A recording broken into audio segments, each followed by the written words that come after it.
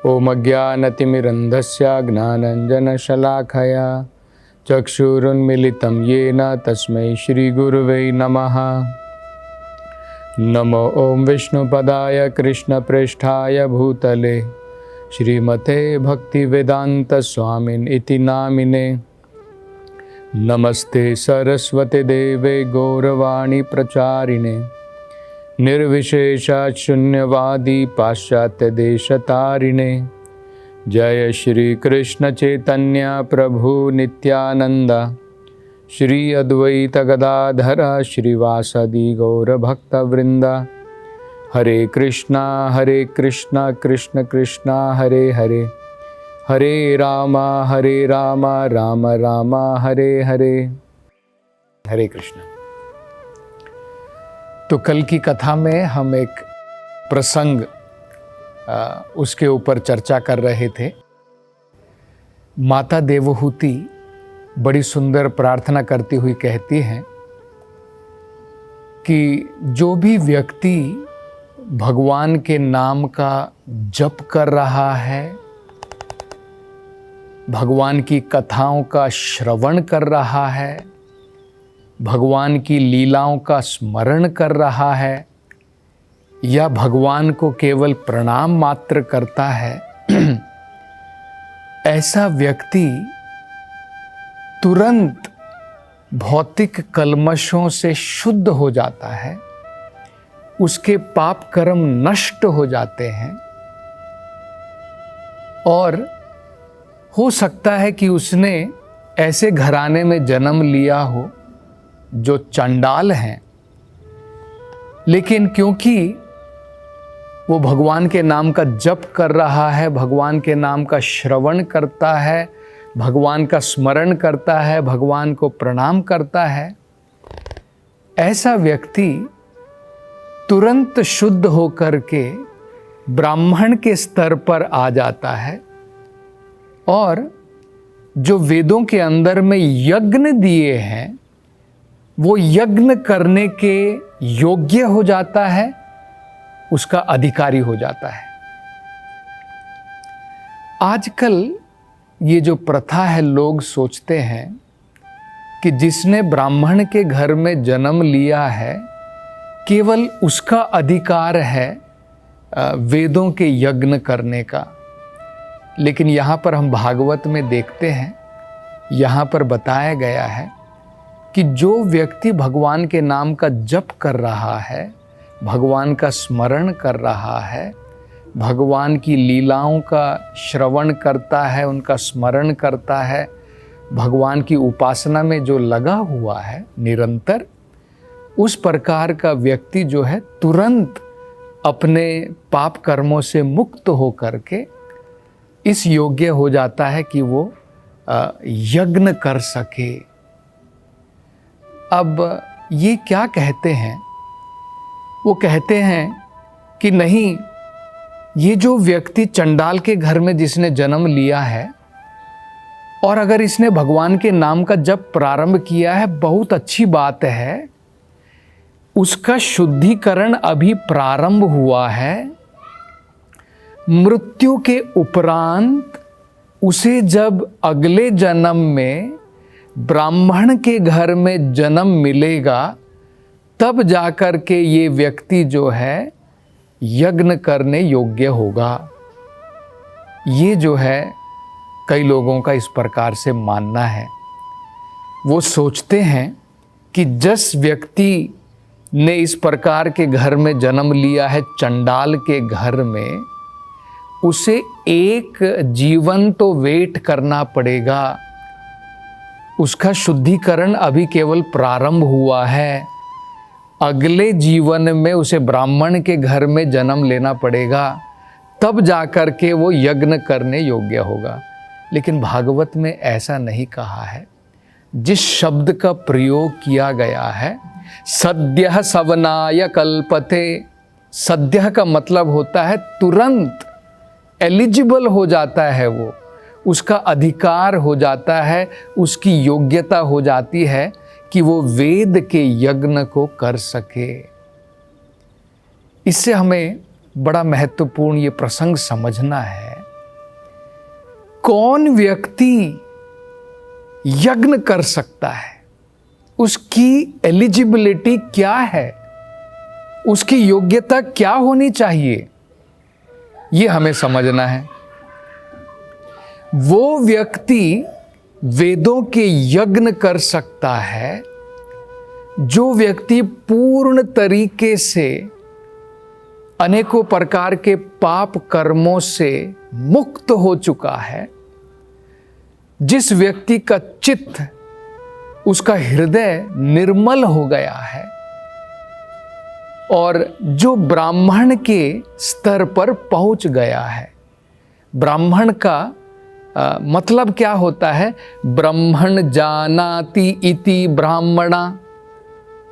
जो भगवान के विषय में जिसका साक्षात्कार है उसे ब्राह्मण कहा जाता है। अब दो हम लोग केस ले लेते हैं। मान लीजिए एक व्यक्ति ने ब्राह्मण के घर में जन्म लिया है। अब कहते तो हैं कि मैंने ब्राह्मण के घर में जन्म लिया है, लेकिन मान लीजिए आजकल हम तो कलयुग में देखते हैं कि लगभग ये जो 10 संस्कार होते हैं, इसका पालन तो ब्राह्मणों के घरों में भी नहीं किया जाता है। बच्चे के जन्म से पहले ही संस्कार प्रारंभ हो जाते हैं शुद्धिकरण के लिए। ब्राह्मण के घर में भी जन्म जो व्यक्ति लिया है, उसको भी शुद्धिकरण के लिए 10 विधा संस्कार होते हैं। और जन्म लेने से पहले भी एक संस्कार होता है, इसे कहते हैं गर्भदान संस्कार। इस संस्कार के अनुसार जब व्यक्ति कार्य करता है, इस संस्कार को करता है, तो आत्मा जो है गर्भ के अंदर में उसका शुद्धिकरण प्रारंभ होता है। ऐसे व्यक्ति का जन्म होता है जो अनेकों प्रकार के कल्मशों से मुक्त हो। तो आजकल तो हम देखते हैं कौन व्यक्ति गर्भधान संस्कार करता है। तो अगर ऐसा नहीं किया है तो हम ये नहीं कह सकते हैं कि उसने ब्राह्मण के घर में जन्म लिया है। इसलिए कलयुग के लिए देखिए क्या बताया गया है। पहले युगों में ये जो है इसका पालन होता था। 10 विधा संस्कार लोग जो है सबका पालन करते थे। तो अगर कलयुग के अंदर में कोई जन्म लेता है तो वेदों में कहा है जन्म जायते शूद्रा। जन्म व्यक्ति जब लेता है तो शूद्र की भांति जन्म लेता है। संस्कारात भवेत द्विजा।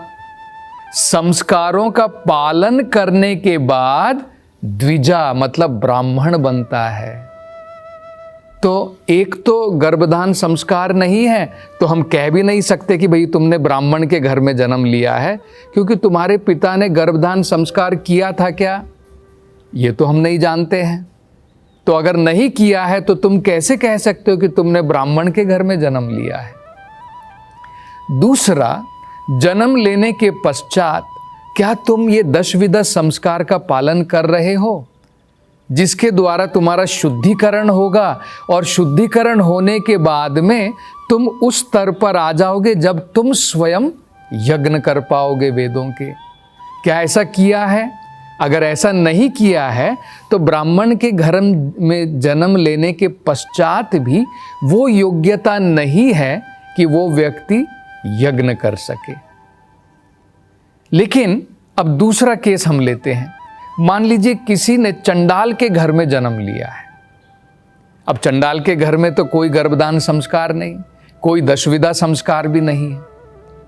लेकिन अगर वो भगवान की भक्ति को अपने जीवन के अंदर में अपनाता है, भगवान के नाम का जप कर रहा है, भगवान के नाम का स्मरण कर रहा है, भगवान की कथाओं का श्रवण करता है, तो ऐसा व्यक्ति जो है वेदों के अनुसार जो फल व्यक्ति को 10 विधा संस्कार के द्वारा जो उसका शुद्धिकरण होता है, वो भगवान के नाम के अंदर में, भगवान के ध्यान में, जब व्यक्ति भगवान के ऊपर ध्यान लगाता है, भगवान के बारे में सोच रहा है, तो उसके अंदर में इतनी शक्ति है कि जो फल 10 विधा संस्कार के द्वारा प्राप्त होता है, भगवान के नाम के जप करने से, उसका श्रवण करने से, भगवान को प्रणाम करने से, भगवान की लीलाओं का स्मरण करने से वो फलों की प्राप्ति हो जाती है।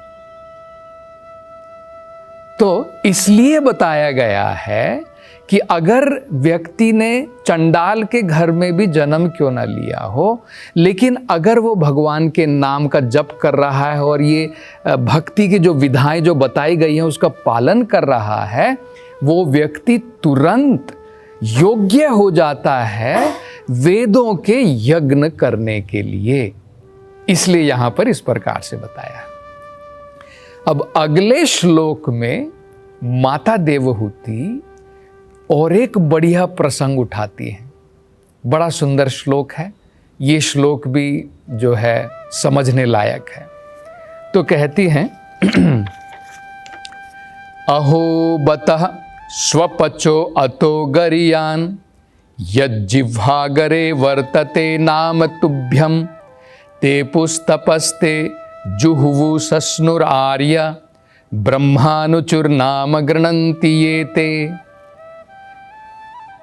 माता देवहूति कह रही हैं, अहो बता, अरे वाह। जैसे हम लोग कहते हैं ना, कोई अगर कोई अच्छा कार्य करता है तो हम कहते हैं कि अरे भाई वाह, तुमने बड़ा सुंदर कार्य किया है, तुम बड़े महिमावान हो। तो माता देवहूति कह रही हैं, अहो बता, अरे कितने महिमावान है ये व्यक्ति। कौन से व्यक्ति?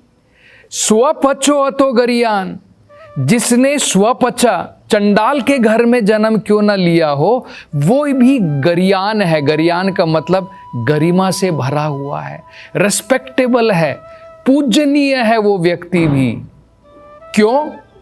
यज्जिह्वाग्रे, जिसके जीभ के अग्र पे, जीभ के जो है 2 पार्ट होते हैं, आगे का और पीछे का। तो हम जब भगवान के नाम का जप करते हैं, जिह्वा अग्रे, जिसके जीभ के ऊपर भगवान का नाम आया है। यज्जिह्वाग्रे वर्तते नाम तुभ्यम, हे भगवान आपका नाम अगर किसी व्यक्ति के जीभ के ऊपर आया है, वो व्यक्ति बड़ा महिमावान है, उसकी बड़ी गरिमा है। उसने चाहे चंडाल के घर में क्यों ना जन्म लिया हो। तो हम बोलेंगे कि भाई आप ऐसे कैसे इक्वेट कर सकते हैं? एक व्यक्ति ने चंडाल के घर में जन्म लिया है, एक व्यक्ति ने ब्राह्मण के घर में जन्म लिया है। ये व्यक्ति को तो हम कह सकते हैं कि भाई महिमावान है, गरियान है। इस व्यक्ति को आप कैसे कह सकते हैं? तो आगे माता देवहूति कहती हैं कि ऐसा मत सोचो, जिस व्यक्ति की जीभ के ऊपर भगवान के नाम का जप आया है, जो भगवान का नाम का जप कर रहा है अपने जीभ के द्वारा, ऐसा मत सोचो कि उसने पुराने जीवन में कुछ नहीं किया है। वो कहती हैं, ते पुस्तपस्ते, जितनी भी प्रकार की तपस्याएं होती हैं, ये सारी तपस्याएं उसने पूर्ण कर ली हैं पिछले जन्म में, तब जाकर के इसकी जीभ के ऊपर भगवान का नाम शोभित हुआ है। जिस व्यक्ति ने अपने जीवन के अंदर में तपस्याएं नहीं की हैं, वो भगवान के नाम का जप नहीं कर सकता है। प्रभुपाद जी बताते हैं, अमेरिका में एक कार्टून छपा था, उसमें एक पत्नी अपने पति से कह रही है, अंग्रेजी में जप करने को चैंट कहते हैं, चैंट चैंट चैंट। तो एक अखबार में छपा था, पत्नी कह रही है चैंट चैंट चैंट, मतलब जप करो जप करो जप करो। और पति देखिए वो कह रहा है, अंग्रेजी में कहता है कांट कांट कांट, नहीं कर सकता नहीं कर सकता नहीं कर सकता। तो वो नहीं नहीं तो बोलेगा, लेकिन देखिए उसके जीभ के ऊपर भगवान का नाम नहीं आएगा। मतलब क्योंकि उसने तपस्याएं नहीं की हैं।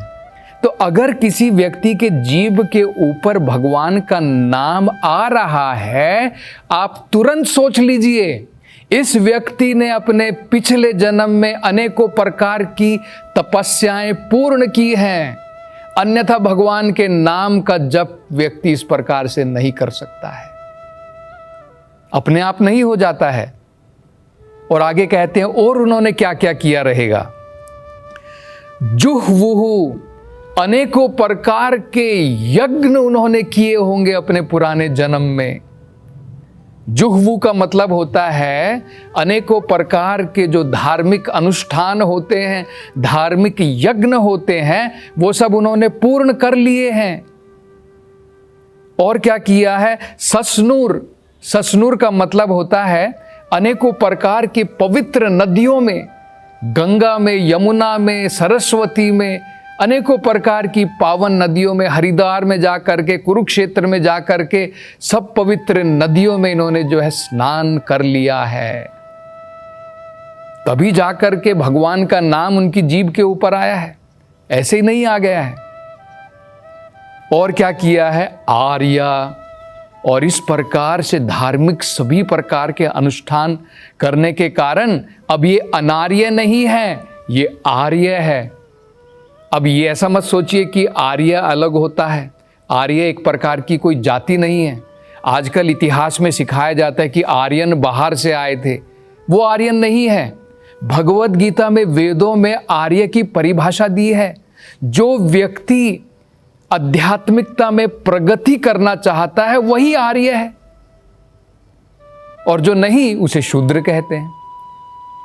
और क्या किया रहेगा? ब्रह्मा न चूर, सभी प्रकार के वेदों का अध्ययन भी उसने कर लिया है। नाम गृणन्ति ये ते, तब जाकर के उसकी जीभ के ऊपर भगवान का नाम आया है। तो मतलब हमें कोई डाउट नहीं होना चाहिए कि ये व्यक्ति आज चंडाल के घर में किसी कारण इसने जन्म जरूर लिया है, लेकिन अगर आज ये भगवान के नाम का जप कर रहा है तो इसने ये सारे कर्म पहले पूर्ण कर लिए हैं, सभी नदियों में स्नान कर लिया है, इसने अनेकों प्रकार के धार्मिक अनुष्ठान पूर्ण कर लिए हैं। ये हमें समझना चाहिए। तो और अब आगे जो है माता देवहूति क्या प्रार्थनाएं करती हैं, इसकी चर्चा अगली कथा में करेंगे। हरे कृष्णा।